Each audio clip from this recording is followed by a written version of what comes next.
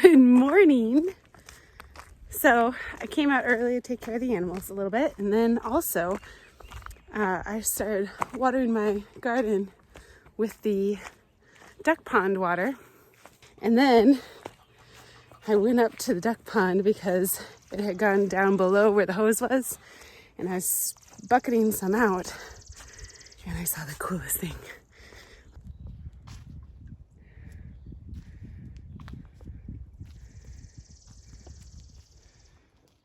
There's two, but that is a big toad. I want to clean out all this green. I bucket out the last bits of it, and then I use that to water things like my elderberry here and the things up top that it's hard to water with the hose because there's not enough gravity pressure at this point.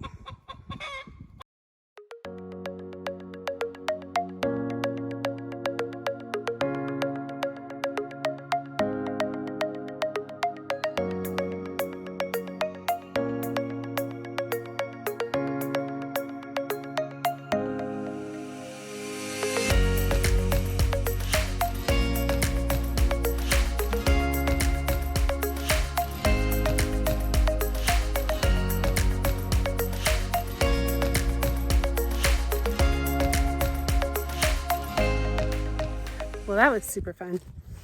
Okay, I've got a couple of buckets of duck water here that I need to water my new baby seedlings with, and some new plants that I planted in the garden the other day. Just keep them nice and moist.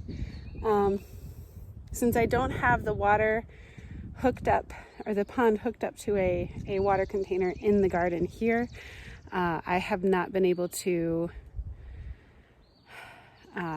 water the whole garden with the hose as easily, and so that's a project that I'm looking to do within the next couple of days. We've got a bunch of water containers and it shouldn't be hard. I will need to pick up another hose, and this time I will not get one that kinks. Oh my goodness.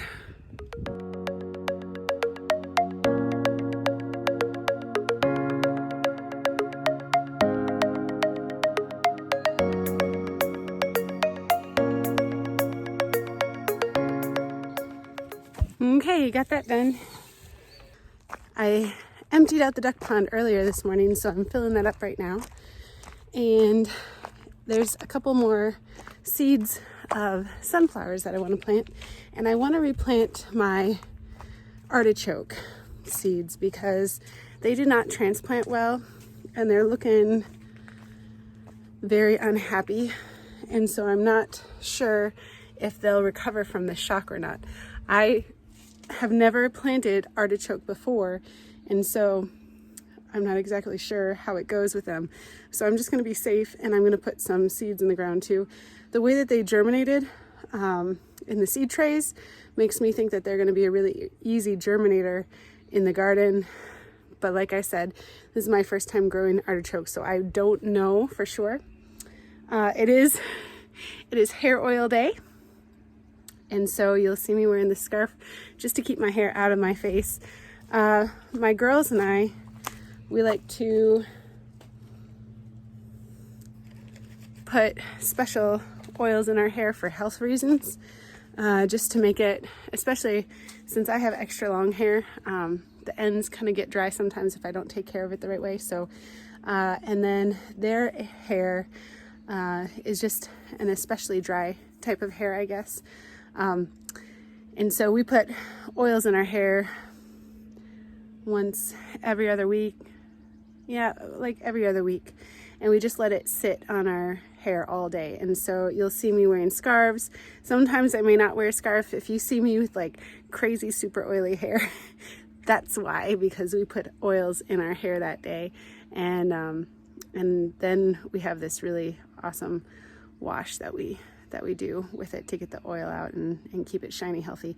Anyway, that has nothing to do with gardening, so I'm sure you're not interested at all in that. But that is why you'll see me wearing these scarves every once in a while, or if you see me with the oily hair. So I also have some more Brussels sprouts and some more cabbage seedlings that I want to put out into the garden. I've got that. I want to put the celeriac in the garden because it is not happy in its container. I have to water that thing crazy amounts every day. And then that should be good. I've got some teddy bear sunflowers that I'm going to put along the edge of my rock wall here. I'm really excited about that because I love sunflowers, and teddy bear sunflowers are so cute. They're dwarf, they're little, and they'll just look really good.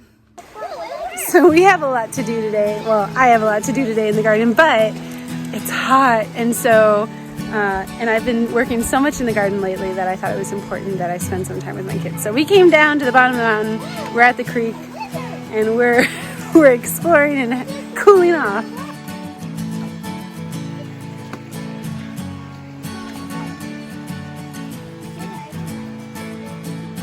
You like it, Finn? Good stuff?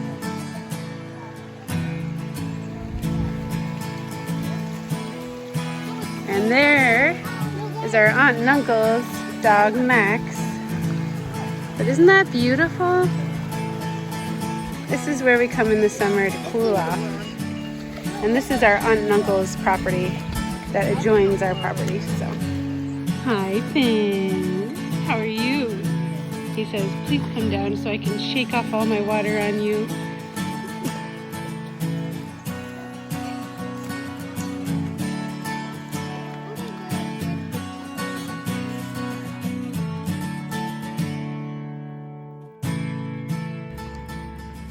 Okay, so just got back from the river with the kids. Now is the time I get to come out to the garden, and I'm going to be making my tomato trellises. I have 4 already made, and I have a ton more that I need to get done. So let me show you how I put my tomato trellises together. Okay, so here's my materials. I have 3 of these plumbing tubes, I guess, and they're just big enough to be able to fit this rebar inside of it to make it really stiff. And then I've got these treated fruit tree stakes to kind of hold fruit trees up, and they are, I think, 10 feet. And then I got the rebar, and then I've got these that fit on top of the stakes, and this is what the rebar and the plumbing tube is going to go through. And then I have these, and I'm going to hook those onto the ends of these so that the tubes don't fall out. See how it's sticking out on the end there? That's what I'm going to want on each side. I am not going to use this tube because it's too skinny.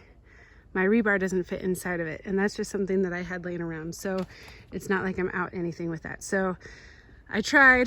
It's too wiggly. Let me show you how wiggly this is. If I grab this, it is so easy for it to bend down and pull, and that is not what I want my tomatoes to be on, because the weight of the tomatoes is going to pull that down, and I don't want them pulling the tubes out of the stakes, and I don't want them sagging. You know, as they grow up, I don't want them to sag down. I want them to stand tall. So that's why I put the rebar in. You do not have to use these white tubes that I got and rebar inside. This is just something that I had laying around. I have a ton of rebar laying around because my father-in-law is a machinist, and so I was able to get a ton of rebar through him, and this is what I used to fence off the lavender hill before we decided we were going to pen up the chickens. And so I no longer need this, because when we put the fence up along the hill back behind this garden here and the food forest and next to the lavender garden, we're just going to use mostly trees to hold the fence up. And so I have enough of these where if there's not a tree in the right spot, I can put one of these in, but really, like, mostly it's going to be trees. Plus I have a bunch around the garden that I need to use, actually. So we have these rebar poles sticking up, and they're not doing anything. And the whole purpose of them being here was because they were holding a fence in place, because that's the old garden. And so then I added on, we didn't need that fence anymore.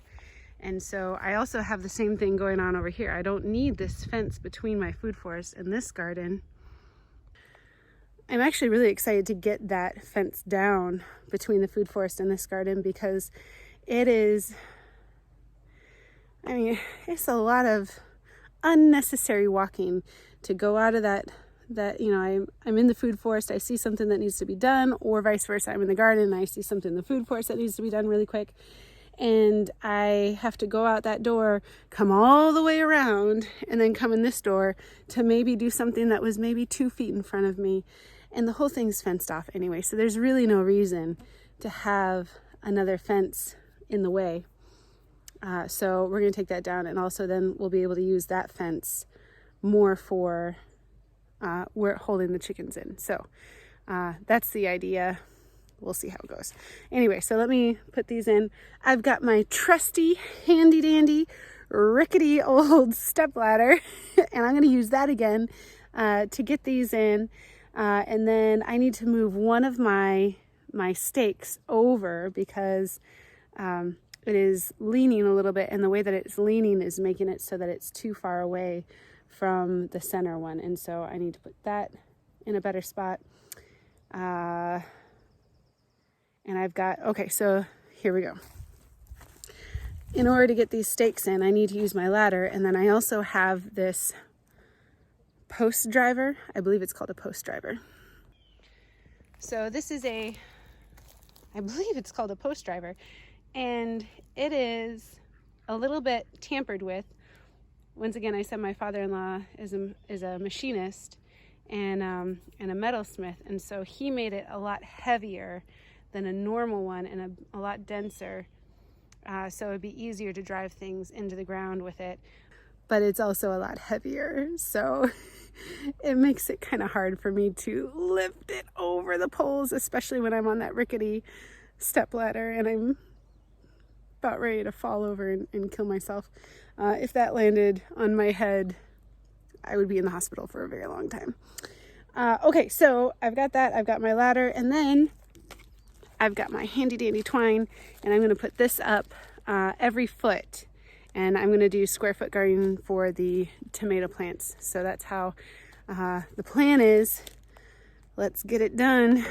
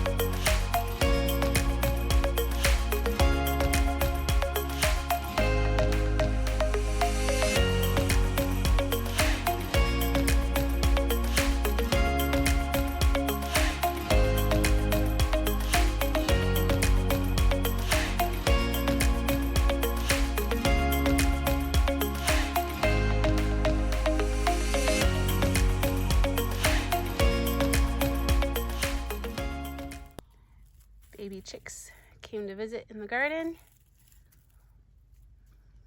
Baby turkey here is having a good time exploring the Roman chamomile and the bed of yarrow. And then other baby turkey is asleep in my husband's shirt. He's a big softie. Jeremy was worried we couldn't see the turkey, and then we found him. Oh! He's laying down. I was trying to be gentle and quiet so he wouldn't wake up. Both babies are now awake, enjoying freedom. Okay, so I got one of those rings and I put it over the end and I tightened it up against here, which is really nice. So if nothing can pull that stake through the hole there, so it's pretty secure. Okay, so I changed my mind. I reserve the right to change my mind. Okay, I am taking out the rebar from in between or inside the tubes, because with these hose fittings I'm putting on the ends, I don't need it, and it's adding some extra weight that it just makes me nervous a little bit because the rebar is really heavy, and I don't need it. And then also,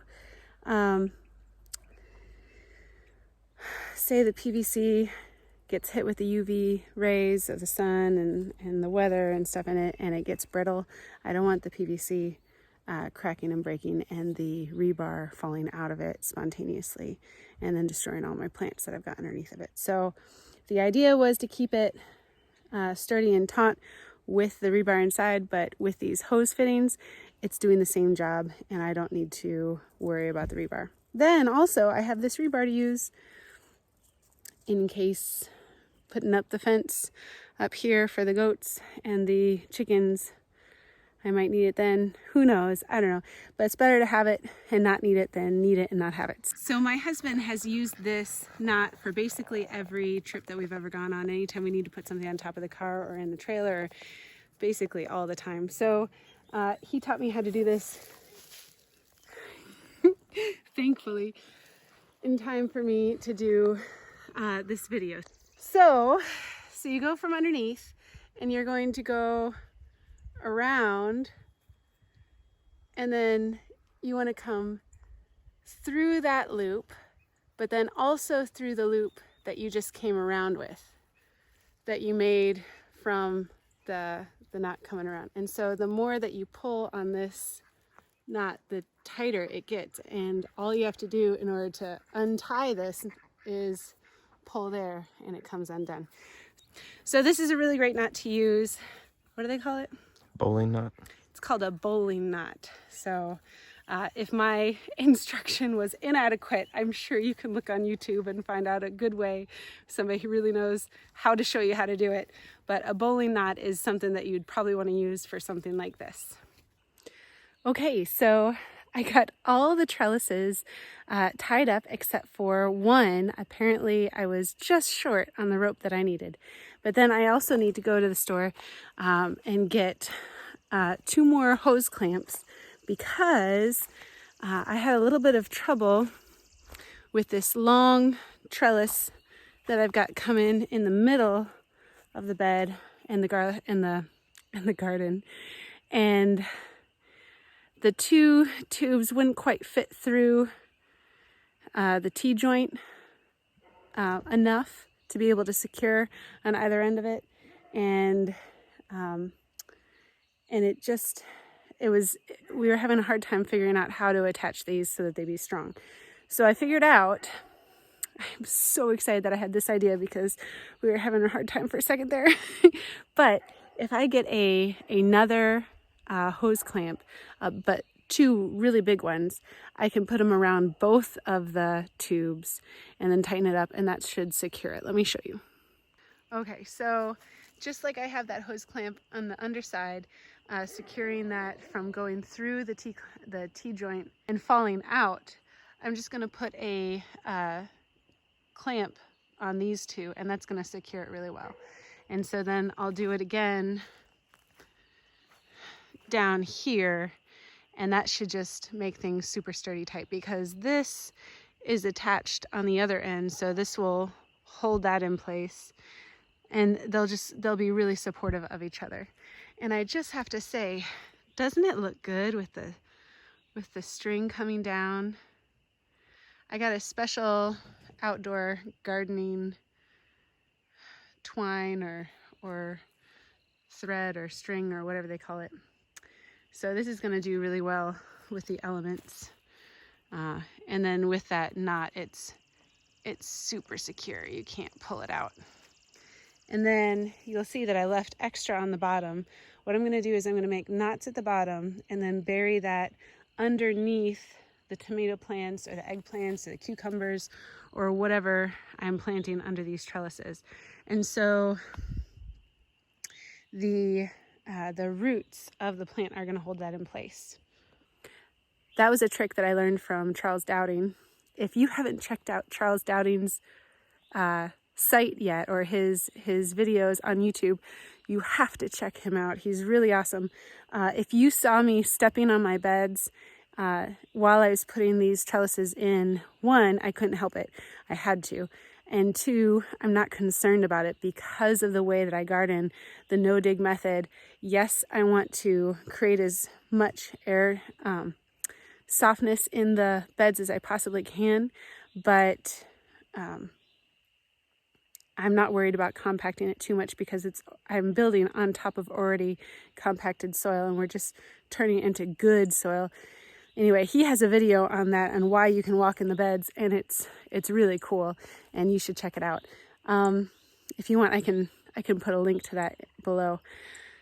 So I've got some stuff that I want to put in the beds, plant a little bit, only a few plants, but other than that, I'm going to call it a night.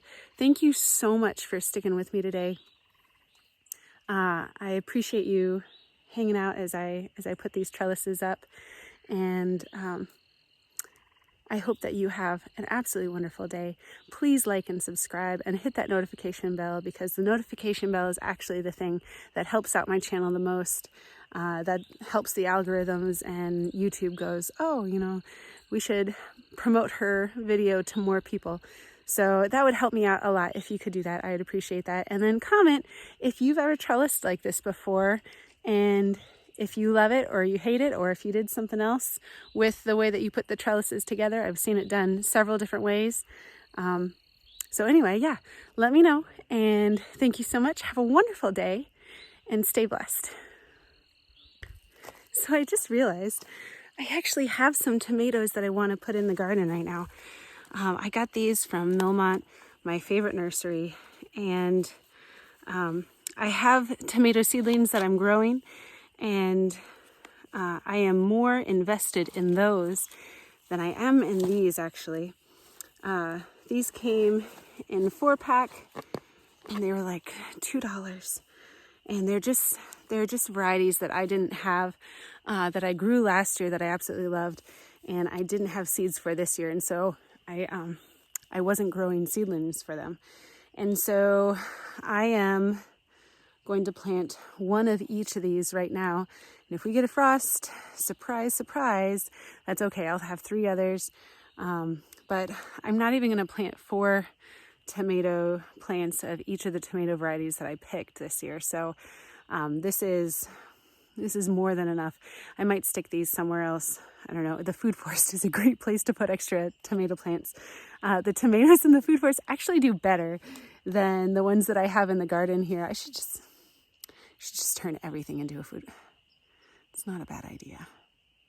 I don't have time for that right now. Okay, let me show you what I've got going on right now. I've got Goliath. That's the type that I'm growing, as well as Lemon Boy and Black Cherry. So these are the ones I'm going to be planting. Let me show you how I put these in with the string from the tomato trellis.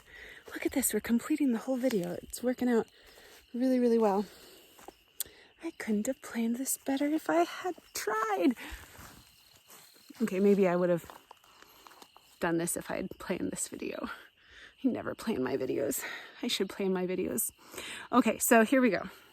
So here we are. I have, let me put my, I'll put my black cherry on the end. Now I'm gonna pick the one that I think looks the best. Okay, I think it's this one. Now remember, you can plant tomatoes deeper than where the top of the soil is with the seedlings. So I'm gonna just muss these a little bit, just a little bit. And then I'm going to take off these leaves here. And I'm gonna plant it all the way up to here, okay? Now I'm gonna take my string that I have and I'm going to make a knot in it. Might actually make a couple of knots. Make it kind of chunky. Okay, so do you see I've got a knot right there? Okay, find out where straight down is. And my soil is so soft here, I don't even have to dig with like a trowel or anything. I can just bury my fingers in and it goes all the way down, which is so exciting. That was not the case 3 years ago. 3 years ago, you would not be able to even put your fingers in the soil. It wouldn't have even made a hole. Okay. Oh, see, I'm telling you, and I am thinking so much about the soil that I totally forgot about the knot. Okay, so I'm getting the knot, and I'm gonna drop that in the hole, and then I'm gonna put this tomato in on top of it.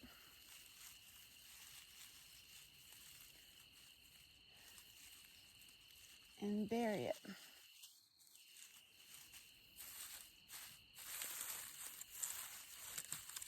And there we go. And that's it. So let me do a close-up of that on the next one so that you can see it better. Okay, so the next one I'm gonna do, okay, and let me show you how I do this. Okay, so figure out where straight down is. Move the leaf mold out of the way. Just bury my fingers in there. Oh my goodness, it's so soft. Okay, now I'm gonna drop the string down into that. And then just put the plant all the way down. I think I can make that a little bit deeper.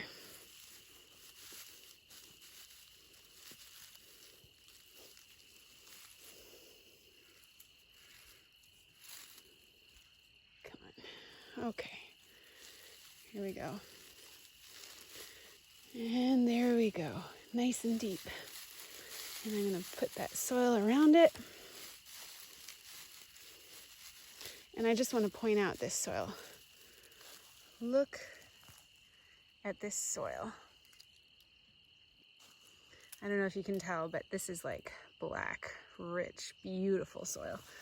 I'm gonna put that there, and then I'm gonna bring the leaf mold around it,